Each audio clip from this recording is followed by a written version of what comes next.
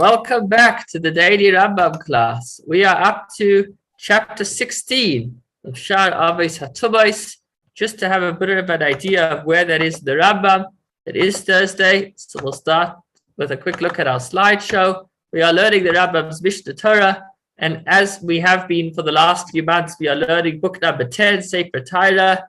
Thank God we are almost over the hill as far as going from the more abstract to the more worldly, because once we've concluded the book of Torah, then we move on to damages and acquisitions and other legal transactions. So up ahead are all very practical discussions, practical even today, as long as Mashiach hasn't yet come. So stay tuned. We are almost on our final stretch. And the final stretch of the Rambam, actually, I would say the last 4 volumes are all, I find, quite relevant and mostly easy and interesting.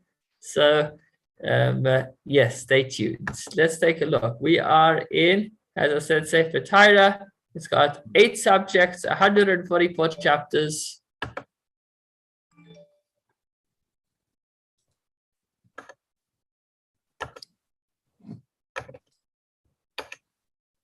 And we are the laws of Shar, Aves, HaTubais, other sources of Tubah.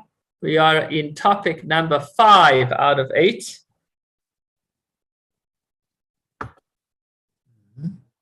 And of Shar, Aves, HaTubais, these are all other interesting random sources of impurity, animals and sherets, which is one of the 7 species which have an added source of impurity, seeds and idols. Food and drink we spoke about, although they will be addressed in their own topic. And now we spoke about rabbinic impurity, such as we said how actually even Torah scrolls can impart impurity, which was something that rabbis instituted so that people wouldn't leave food next to them and invite the mice. We spoke about different levels of Tubah, and finally the last 7 chapters speak about different scenarios of doubt. So these chapters can be actually quite difficult, understanding all different types of stakus, all different types of doubts. But we are already up to chapter 16. And we start with a discussion of the difference between a doubt in the private domain and a doubt in the public domain, and why there is a difference. Let's take a look. Halacha number 1. Why did the sages rule that when there is a question of impurity in the public domain, so when we have a safek, a doubt in a public domain, then the halacha is the person is tahar, is pure. And when there's a doubt in the private domain, the person is impure. So more specifically, if a person is unsure whether he did or did not become impure, if he is in the public domain, we say that he is pure, and if he is in the private domain, we say that he is tamei, impure. Why is that? The Rambam gives us a little bit of history. Because the community offers the paschal sacrifice, the Korban Pesach, in a state of impurity when the majority of the people are impure. So let's just speak about that a little bit. We know that bringing the Korban Pesach was one of the Jewish people's very first mitzvahs. It's a very important mitzvah. And in order to be able to enter into the Beis HaMikdash and be able to bring that offering and be able to, on the day before Pesach, and then to eat that offering on the night of Pesach, the person needs to be tahar, he needs to be pure. In fact, there were a group of Jews that were involved in a burial and were not pure by the very first paschal offering after they went out of Egypt. And they came to Moshe, they said, Lama Negara, why should we lose out on this mitzvah? And Moshe said that, let me ask Hashem. And Hashem said that we're going to make a second Pesach, Pesach Sheni. Pesach Sheni is coming up in about 2 weeks' time. And the reason for this holiday was if somebody who was impure, who was tamei, by the first Pesach would be able to bring an offering a month later on Pesach Sheni. Now, that's if just there were a minority, meaning majority of the people were pure and a few people were impure. But if the majority of the Jewish people were impure, then they would bring the paschal offering even in a state of impurity, in a state of tumah. We learned about this in the laws of Kabbalah, in the laws of offerings, public offerings, that is. Well, the Korban Pesach is actually a private offering. Either way, we learned that although there are so many measures that need to be in place in order for a person to be able to bring a korban, he needs to be pure. Nonetheless, if the majority of the Jewish people were not pure, then they would be able to bring the offering in a state of impurity. So this indicates that when we're dealing with a public space or a public amount of people, then we want to ensure that offerings can still be brought. So the rabbis use this as a source to indicate or to support the view that when in the public domain, a doubt of impurity is deemed pure. Now, if ritual impurity that was definitely established is superseded by the presence of the community, meaning even when they're definitely tameh, they still can bring the offering if it was the majority of the people. Certainly, this would apply to a mere question of the presence of purity. If it's a suffix, if it's a doubt, if the person is or is not impure, if we're talking about the public, then certainly there we can deem impure. Why is that? For all stringencies observed because of doubt were instituted by the sages, as we explained in Hilchos Bias HaSuros. So we explained a long time ago that biblically speaking, when there is a doubt, one can be lenient. It was the sages that said that in a case of doubt, one should be strict. And since this is something that was ordained by the sages, therefore they were able to say that when it's in a public space, they will deem it as pure, since after all, it's just a doubt. Why do they rule stringently concerning a doubt in a private domain? Well, we have another mitzvah associated with that. In the instance of the Saita, the woman who is suspected of committing adultery, and she was warned not to enter into seclusion with another man, and she disregarded the warning, and she entered into a private domain with another man, other than her husband, who entered into privacy with the person concerning whom she was warned. Even though there is only a doubt that she committed adultery, we don't know what happened in the room. Maybe nothing happened. Well, maybe something. But it's a case of doubt. Either she sinned or she didn't. And the halacha is that she is considered tameh, she's considered impure until she drinks the waters with regard to her husband.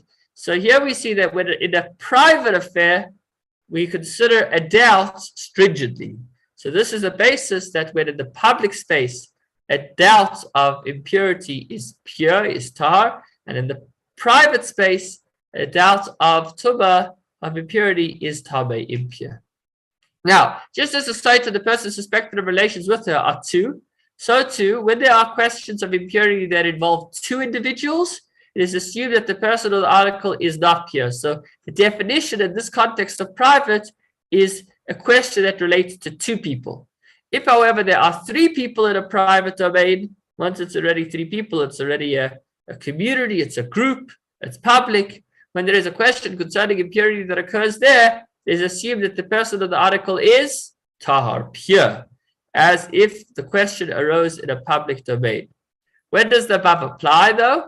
When the person who could have contracted impurity, so he might be tameh, has the knowledge to be asked and examined regarding the details of what happened, as is true with regards to the Saita woman. That woman would actually be questioned. Then we say that if it's private, if it's only two people, it's impure. When, however, there is a deaf mute or an emotionally or intellectually compromised person or a minor who does not know the details and is unable to respond to questions that are asked involved in a private domain, in a doubtful situation, or if a doubtful situation arises, then we assume them to be pure. What is implied? When a deaf mute, an emotionally or intellectually compromised person or a minor who does not know how to respond to questions are found in a courtyard, and these people are found in a courtyard or an alley where there is impurity, and there is a question whether or not they came in contact with the impurity, they are considered as pure. Similarly, in all instances when no one has the knowledge to respond to questions, even though the question arises in a private domain, they are pure. So to summarize what we've said so far, just to keep things super simple, when we have a doubt relating to three people or in a public domain, it is pure. When it is in a private domain or only concerning two people, it is impure unless the people don't have the ability to be questioned. If they are not competent in the way that we just described, that even though it's relating to only two people and it's in the private space, it too, since it's a doubt, will be considered as pure. I'm sure we'll get some questions on that in our quiz. Halacha number 3. When a person is blind or sleeping or sleepwalking, walking at night, maybe not sleepwalking, but it's dark. If there is a question whether or not they contracted impurity in a private domain, they are impure, even though it's not dark, or even though they're sleeping, or even though they're blind, they have the knowledge to respond to questions. So the general rule is that a doubt in a private domain is not pure. The exception is if people are not able to be questioned. These people may be sleeping, but they are able to be questioned. When do we apply the principle that whenever there is a question involving one who does not have the knowledge to respond to questions, it is assumed that the person is pure, or the article is pure, when the possibilities are equally balanced and there is no established presumption regarding its status. If, however, it is known that in a given situation one could be assumed to have contracted impurity, he is considered as impure. So until now we spoke about a doubt, it was a 50-50. But if there's heavy reason to believe, if there's already a presumption that the person became impure, that's already not 50-50, or not even 40-60, but it's rather already a presumption. We assume that the person became impure, that even though it is in a even though they do not have the ability to be asked, they will be impure. What is implied? An impure child was standing next to some dough, and there was also dough on his hands. The dough is deemed impure. For a child's habit is to pat dough, and it can be assumed that he did so. Nevertheless, truma should not be burnt on this assumption, because it is an assumption after all. We don't know that the impure child actually touched the truma, deeming it needing to be burnt. And we don't want to burn truma if it does not need to be burnt, and therefore it is instead just put aside. When impure liquids, a pure dough that is truma, and domesticated animals, beasts, or fowl were all located in the same place. So we've got a bowl of water, which is impure for the animals to drink from. And next to that, we have a bowl of dough that is about to be made into challah. And then we've got some ducks running around. And teeth marks were found in the dough. So what's the question? Question is, it could be that the animals first drank from the water and then became impure, and then ate from the dough, and now transmitted that impurity that they received from the water to the dough. It is presumed that the animals drank the liquids and then put the dough, and thus imparted impurity to it. So though it is a case of doubt, and they are not able to be asked, there is a presumption over here. We assume that the dough is impure. There are teeth marks, after all, in the dough. And we do assume that the animals had already drinking before they ate from it. If a cow was there, and the distance between the liquids and the dough was sufficient for the cow to wipe its tongue on its lips, the dough is pure. So we're actually not worried about the live animals becoming impure. If I'm not mistaken, only, biblically speaking, only a live Jew is able to become impure. Rabbinically, also a live non-Jew person, but an animal that is alive will never become impure. But we are concerned that if his tongue was still wet, then he actually took those impure waters and made the impure waters themselves touch the dough. Well, if it's a dog and the dog had time to clean his mouth in between, then the dough is pure. The same principle applies with regards to other animals. If there was enough place for the animals to dry their mouths with their tongues, then it is pure. But if there is less space than this, then the dough is impure. We presume that the dog or the animal first drank. If a dog was there, the dough is pure, even if it is located next to the liquids, but it is not the habit of a dog to leave food and go to water. So actually, if we're speaking specifically about a dog, then we assume that first he ate from the dough and then he went to have his drink. If you want to find some age-old insights into the habit of dogs, then maybe that's what I should have posted as far as a draw card to today's Rambam. The following laws apply if there are signs of chickens pecking at the dough. You see some beak marks. If there is enough space between the liquids of the dough for them to dry their mouths on the ground, the dough is pure.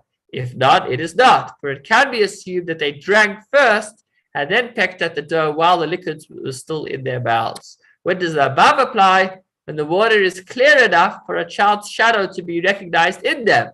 But if the water was murky, then the dough is pure for another reason. Because if the chickens pecked with the liquids, then you would actually see marks of the liquids in the dough. The fact that the dough is clear and the water was dirty is an indication that they actually went for the dough before the water, even though chickens very often go for the water first. If the liquid was clear, although the dough is assumed to be impure, because as we've just discussed, it should not be burned due to this assumption. As we said, it's an assumption after all. We don't know for a fact that the chickens first drank water before they pecked at the dough, and therefore we put it aside. Instead, the determination of its status is held in abeyance. It is neither eaten nor burnt. Toilin, it hangs. What is an example of a presumption due to which truma is burnt when a question of impurity arises in a private domain? So these were all presumptions which said that the food is not pure, but it was only a presumption enough to say don't eat it, but not enough to say burn it. When do we have such a strong presumption that we could actually go ahead and burn it? We know almost certainly. So there is dough in a house. Both creeping animals and frogs are becoming stuck in it. Frogs here, frogs there. And pieces of the flesh was found in the dough. If most of those becoming stuck in the dough are creeping animals, meaning the 7 insects which impart impurity, the dough is deemed impure and should be burned. So although it could be that that piece of carcass was actually not from the 7 species and it was smaller than the minimum size to impart impurity, in such a scenario, since there are also the 7 species around, and there definitely was something that is impure, we're just not sure if it was from the 7 species or not, so such dough can be burned. If the majority are frogs, it is deemed as pure, because frogs are not one of the 7 species that impart impurity even in small size, if I'm correct. The following rules apply when there were pure substances next to or above sources of impurity. And when a person clothed himself in his garments, he got dressed. A question arose whether it touched the impurity of the pure substances or not. So maybe the person is putting on his talus and he gives a nice big wave and the talus goes for a swing. And the question is, did the talus first have a dip in the tame food, and then from there move on to the pure food and actually contaminates the pure food? So if this took place in the private domain, then it is deemed impure because of the doubt. As we said, doubts in the private domain are impure. So we assume that the pure food became impure. Because when there's a question of impurity that arises to a human activity that can be questioned concerning it, we say it is impure. Even if there is a vessel placed on the ground, it is considered as if there is someone to be questioned about it. So although there's a vessel on the ground, you might say that that vessel, regarding vessels, we say that in the case of doubt, we could say that it's pure, but there's still a person involved in the process. There was a person that waved his talus, and he can be questioned. We said, but a person that can be questioned and is in a private domain, and he was involved, then it is impure. If the pure substances and the source of impurity were in a public domain, and the question arises, then the substances are pure, tahar. If it is impossible that the garments did not touch both of them, so that it's not a doubt, right? That it's definite. Even though there's some doubt, I guess it's almost impossible. The substances are deemed impure. And if it seems impossible, but miracles may have happened, and maybe it didn't touch, then we say, no, it touched, and therefore it made the impurity pass. When a loaf of bread that is truma is positioned on a board and a support that contracted impurity from a zav, and a support that contracted impurity from a zav is positioned below the board that is holding the bread. So we've got a person that made a beam impure, and that beam is holding a board, and on that board is the loaf of bread. Keeping track? in a manner in which it is impossible for the loaf to fall without touching the support. Even though the support is inclined, should one find the loaf in another place, its status of purity remains unchanged, for it is possible to say that another person came, took it, and put it in that place. So had the bread fallen, it definitely would have rolled onto the impure beam and become impure. But maybe it didn't fall by itself. Maybe just when you weren't watching, John Shmo just happened to walk past and he picked up the loaf and he put it on the floor. If one can say, I am certain that no person came here, nobody's been around, then the bread is impure because it certainly fell and touched the support when it fell. When a child is found standing next to a cemetery holding roses. Sounds romantic, or maybe not. Even when there are roses only in the place of impurity, the child is pure. Why? Because there is a doubt. It is possible that another person gathered them and gave them to him. So although the assumption is that the child went into the cemetery, became impure in order to get the roses, maybe somebody else handed him the roses without transferring the impurity to the child. Similarly, when a donkey is standing in a cemetery, the kalim, the vessels, utensils on him are pure. We do not say that he pressed himself against them when lying on the ground and touched the grave while doing so. The rationale for both instances is that the child and the donkey do not have the knowledge to respond to questions. Hence, we follow the principle that all questions of impurity are judged according to the circumstances at the time that they were discovered. And since it's possible, right now they're pure, the child right now is outside the cemetery, and right now the donkey is not leaning on the grave. So there's no reason to assume that in the interim they became impure because they are not people that can be questioned. Typically, it's also the public domain, so I'm not sure why he needs to go to the fact that they can't be questioned. Because it's only the private domain. In the public domain, either way, it's pure. I'm not sure the answer to that. When the child was holding his father's hand, or was riding on his father's shoulders, he is deemed impure with regards to any question concerning ritual impurity that arises in a private domain, because although the child can't be asked, his father can be asked. And we said impurity by somebody that can be asked in a private domain is impure. Finally, halacha number 10. There are 4 questionable situations that our sages discuss with regards to a child. 4 sveikas, 4 doubts with regards to a child. Number 1, when the child cannot walk and his mother placed him down in one place and found him as he was in that place, he is pure. We do not say that perhaps an impure woman came and kissed him and hugged him. So we assume that he has not been touched. That's scenario number 1. It's a doubt, and we say he's pure. When the child matured to the extent that he began to leave one domain and enter others on his own, he's in the crawling age, he's moving quickly, then his clothes are pure. They are not considered as midras, as having been, we don't say that maybe an impure person stood on them or they went on an impure person. Why? Since they are as would be the case of an unlearned person. Since, as an initial preference, we don't say that they are midras as the clothes of an unlearned person. Rather, we say that they are still pure. But still, as an initial preference, they should not be brought into contact with pure entities. So if they did touch pure entities, then those entities remain pure. But at the outset, we should avoid that. Finally, scenario number 3. Well, not yet finally. If the child matured to the extent that he has the knowledge to answer questions.